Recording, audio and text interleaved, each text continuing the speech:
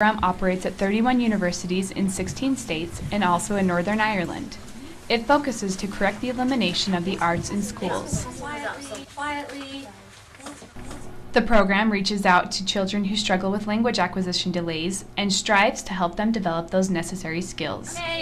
However, not only does this national program greatly benefit elementary schools, it gives college students the chance to do much needed service in their communities and provides many scholarship opportunities. I was excited about the scholarship opportunity that ArtsBridge had, but if the scholarship bonus wasn't there, I would definitely want to do the program again, just because it's been such a fun and rewarding experience to be able to teach someone something that you are so passionate about and see the light click on in their head, how the light clicked on in your head. It's really something that you don't see all the time. And it's been really great working with the kids from day one to the last day and seeing how they've improved in their public speaking skills, their group skills, and interviewing skills, their writing skills. And this is definitely a type of service that you cannot find anywhere, and I would recommend it to any university student. The scholars create lesson plans, activities, and a final cumulative project for the students. This year, the projects emphasize different areas of humanities, ranging from broadcast journalism to ceramic arts. The scholars teach the class what they specialize in, but it's not always an easy task. As we discovered, the host teacher plays a vital role in the success of the project and in keeping the kids' respect and attention. The program in Cache Valley isn't only limited to public schools, but it also reaches out to special schools with students who have suffered from abuse, teen pregnancy, and other challenges. Jacoba Mendelko explains her project goals while working with teenage mothers. And they're all students who have either had a child or are pregnant with a child. Some of them have 2 children, and I want them to realize that they have worth. And I'm doing this in a number of ways. I'm teaching them how to write because it helps their self-esteem. But I also think that in seeing the things that they've written, eventually they'll look back and say, I did this. This is good for me. And maybe realize that the world's a big place and that they have a place in it. And that they don't have to stop here. Creative writing is like a soul-feeding kind of thing. And once they start, I want them to keep going, even if it's without formal education, even if it's without me. You know, pick up a pen and write and realize that your thoughts have value.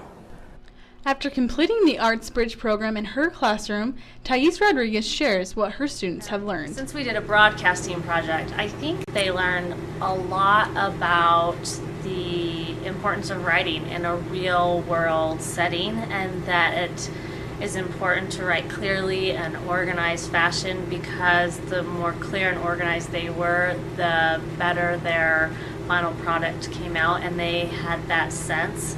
And I think the other thing that was really exciting was when we actually went to the university and they got to see the equipment, and I had a lot of students come back and just go, I love computers. I would love to, work with all those computers and the sound equipment. And other kids went, I really like this idea of being in front of the camera, and I could do that newscasting. And so it gave them a sense of a world that they're not aware of at their young age, of maybe what they might like to do, and that here's some skills that they enjoyed working on that they could continue to enjoy and have success in to do something later in their lives. The program is funded by grants from federal and state governments, as well as private grants from foundations, corporations, and individuals. The ArtsBridge program at USU began in the fall of 2007. Each semester, hundreds of young students receive hands-on experience with the arts. Immediately, I fell in love with the concept. I just think that kids need that opportunity to go out into the community and have the community come into the schools. And so the kids know that school really is real life, and it's not something you just do on paper and pencil. But they really have an opportunity to experience it. And then also ArtsBridge gives us the opportunity of having students come in who have careers that the kids might not think about. For example, the broadcast journalism, or being an art major, or some of those, a landscape architect. And so I grabbed onto that immediately and called Lori and I said, I'd love to do some projects. And so last year, Millville was the pilot school for Utah State. We had over 400 volunteers come to the school and do 28 projects, and all of that was in tandem with ArtsBridge. just a fabulous way for the community to come together and make a positive difference for kids. Right. Since its start in 1996, the program has involved over 300,000 students, delivered support for over 1,500 overworked teachers during the time of heavy budget cuts, and granted scholarships for almost 4,000 university students. For the ArtsBridge program to continue developing in Utah and across the nation, there is a need for parents, teachers, and universities to become more involved. The number of hours that go into any given ArtsBridge project is enormous. Extra help is a must for a project to be completed and successful. There are many parents who expect education to be put on the shoulders of the teacher, but most people still know that the responsibility of education is on the parent. And if the parent sees the magnitude that these ArtsBridge projects bring, then it's something that the parent can also encourage the child to keep doing or have a new interest in.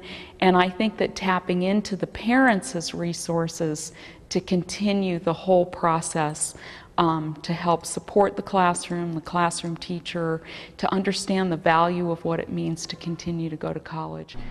This project was a part of USU ArtsBridge. USU ArtsBridge is made possible by a grant from the U.S. Institute of Museum and Library Services, with generous support from the Marie Eccles Kane Foundation and the Nora Eccles Harrison Museum of Art, Utah State University. Additional support provided by the Utah Arts Council with funding from the state of Utah and the National Endowment for the Arts, which believes a great nation deserves great art. So make a difference in a child's life and become a part of ArtsBridge America.